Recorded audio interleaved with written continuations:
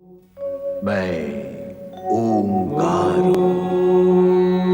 अपने स्वार्थ हेतु जगत के निर्दोष प्राणियों को पीड़ित करने वालों के लिए मैं विष की बेल हूं, किंतु जन कल्याण के मार्ग पर चलकर त्याग और बलिदान की भावना से पूर्ण प्राणियों के लिए मैं सुख और सुधा का भंडार हूं।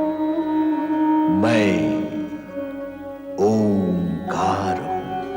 नारद तारकासुर को सावधान करते हुए उत्तेजित भी करते हैं।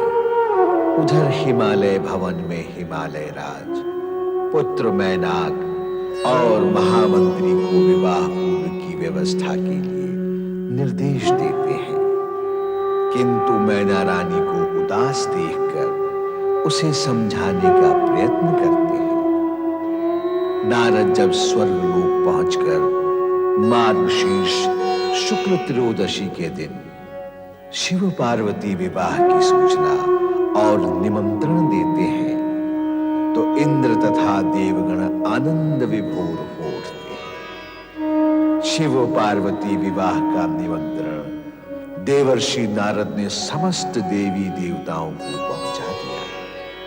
प्रसन्न चित्तमन मां गंगा व यमुना हिमालय महल में प्रवेश करती है।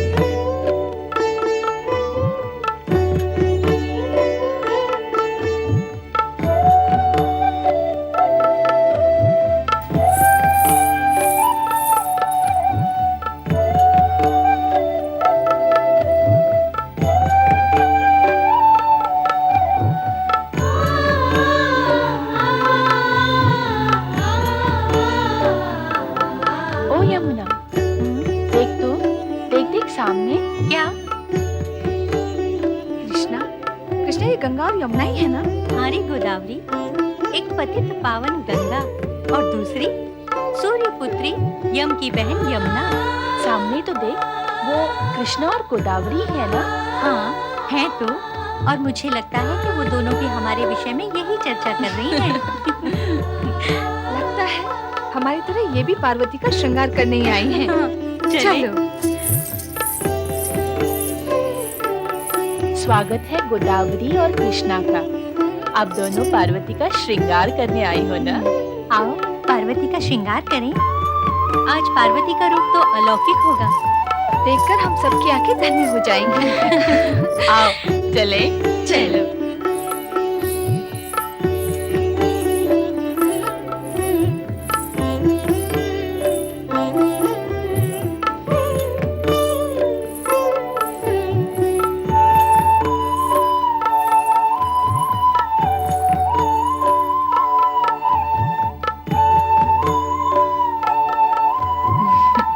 अब करने को हमारे लिए क्या शेष रह गया? सारा श्रृंगार तो अप्सराओं ने ही कर दिया है। जिसका श्रृंगार अप्सराओं ने किया हो, उसका रूप शब्दातीत वर्णनातीत तो होगा ही ना। ब्रह्मा जी और श्री हरि विष्णु जी से निवेदन करना होगा कि वो शिव जी के अगल बगल में खड़े रहे। पार्वती का ये रूप देखकर कहीं उन्हें चक्कर न आ जाए।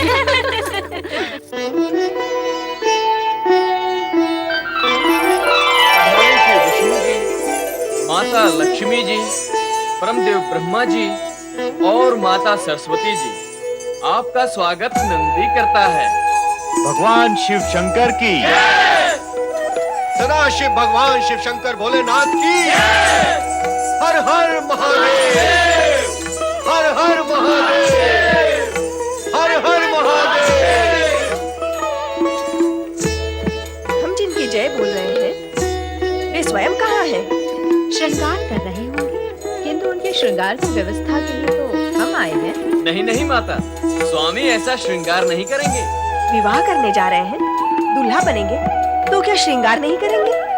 श्रृंगार ऐसा और वैसा क्या होता है? श्रृंगार तो श्रृंगार होता है। विवाह करने वाले हर दूल्हे को करना पड़ता है। आनंदी, देवी सरस्वती सत्य कह रही है। यह एक ही तो अवसर होता है दूल्हे के लिए, श्रृंगार करने का। सो तो है भगवान, जो भी करना धरना है भगवान भोलेनाथ को ही करना है, किंतु उनको श्रृंगार स्वीकार नहीं। तो क्या वे बिना श्रृंगार के ही दूल्हा बनेंगे? ऐसा तो होता नहीं कि दूल्हा और श्रृंगार न करे। अवश्य करेंगे, पर अपने अनोखे ढंग से। किंतु कैसे? भभूत से। नारायण नारायण। आहा, भगवान भोलेनाथ की भभूतपूर्ण भव्य भंगिमा कैसी अद्भुत लग रही हो। आहा, नारद, कभी कभी शुभ कार्य भी कर लिया करो। प्रभु आपका अभिप्राय क्या है? क्या मैं सदा ही अशुभ कार्य करता रहता हूँ? तर्क नहीं, कार्य करो। तुम्हें इसी समय हिमालय भवन जाकर बारात के स्वागत की व्यवस्था का कार्य करना है। जो आज्ञा प्रभु। सेवक तुरंत प्रस्थान करता है। नारायण नारायण। देखो कितना काम पड़ा है, जाओ शीघ्र जाओ।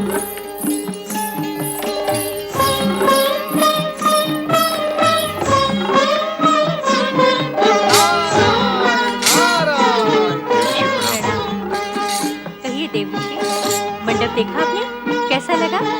महारानी, यदि आप तीनों लोक में दुर्लभ सुंदर शिवजी के दर्शन करती तो मैं आपसे पूछता कि आपको दूल्हा कैसा लगा। आपके सुंदर मंडप में अति सुंदर दूल्हा जब सुंदर दुल्हन के साथ प्रवेश करेगा तो जगत की संपूर्ण सुंदरता वहीं थम कर रह जाएगी।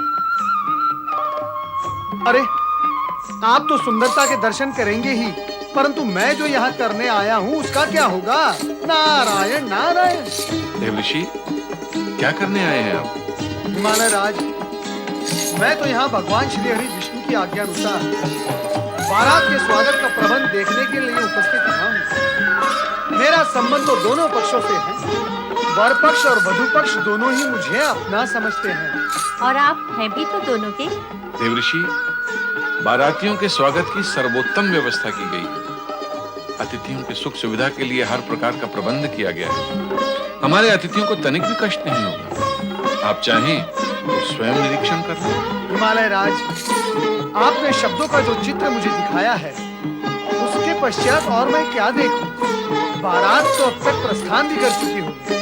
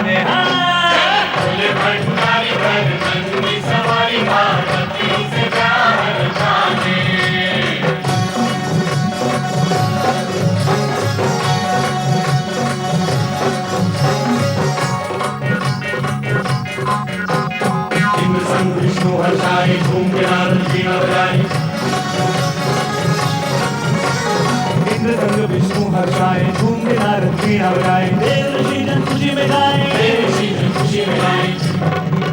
संकल्प लिया था जो समय को दिया था, आज अपना वो वचन निभाने। ऐसा वेश निराला तेरे साजे मुंडमाला देखो घर संसार बसाने, ओ अपना संसार बसाने।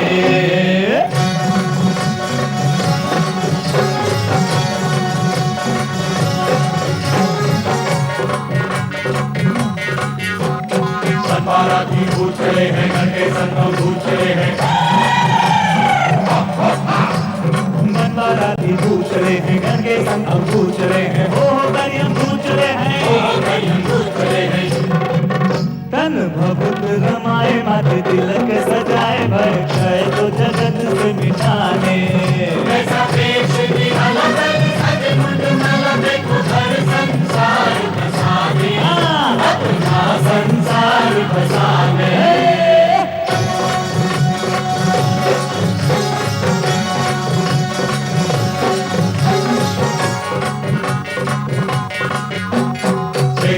चुड़ैले नाचे मृदंग ढोल नगाड़े बाजे चुड़ैले नाचे मृदंग ढोल नगाड़े बाजे अद्भुत रूप दुनिया साजे अनहोनी विपदाएं आज खुशियां मनाए कैसा खेल रचा विधना ने कैसा देश निराला मेरे साजे फूलमाला देखो घर संसार बसावे ओ अपना संसार बसावे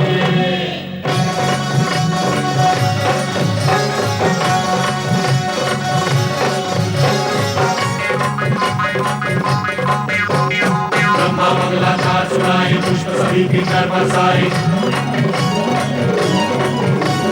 ब्रह्मा मंगलाचार सुनाए पुष्प सभी के नर बरसाए आज मगन है सभी दिशाएं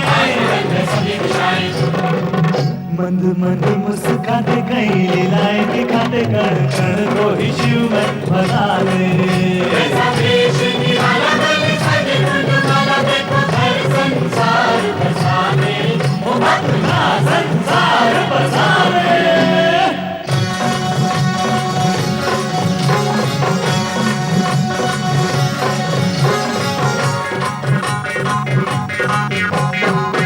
कन्यादान करेंगे मैना जी के भाग्य लगेंगे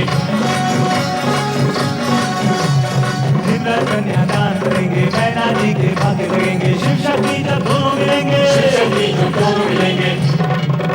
जग कल्याण होगा देव सम्मान होगा सच होंगे सब सपने सुहाने देश निराला मेरे साजे फूलमाला देखो घर संसार बसावे ओ अपना संसार बसावे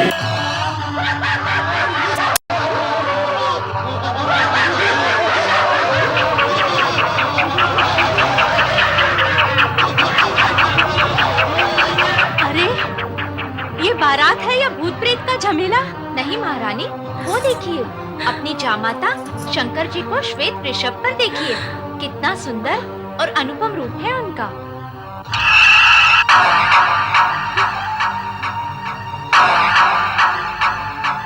अरे कहाँ है वरराजा? कोई सुंदर है ही नहीं, सब कुरूप ही कुरूप है, सब कुरूप ही कुरूप है। भूत भूत भूत भूत। क्या हुआ महारानी? देख रही है सृष्टि सारी ये वैरागी डमरूधारी देख रही है सृष्टि सारी ये वैरागी डमरूधारी कैसे बनते हैं संसारी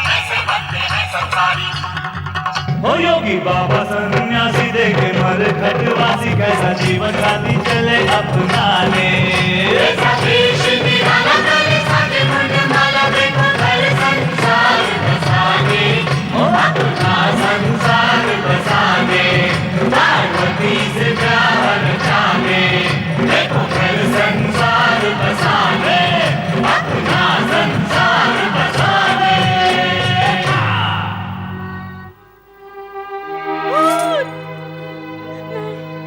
मैं उस भूतनाथ को अपनी पुत्री नहीं दूंगी, पुत्री नहीं दूंगी, उस आगड़ को अपनी पुत्री नहीं दूंगी, उस भूतनाथ को अपनी पुत्री नहीं दूंगी, नहीं दूंगी।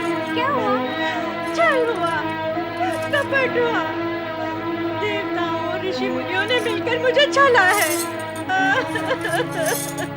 मुझे छला है, मुझे छला है। अब क्या हुआ महारानी? क्यों प्रलाप कर रही हो? प्रलाप नहीं करूं तो और क्या करूं?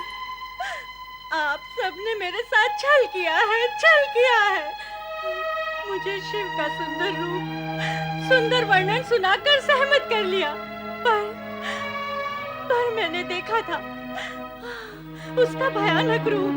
नहीं नहीं, मैं अपनी फूल सी बच्ची उस भूतनाथ को नहीं दूंगी, मैं अपनी बच्ची उस भूतनाथ को नहीं दूंगी, नहीं दूंगी।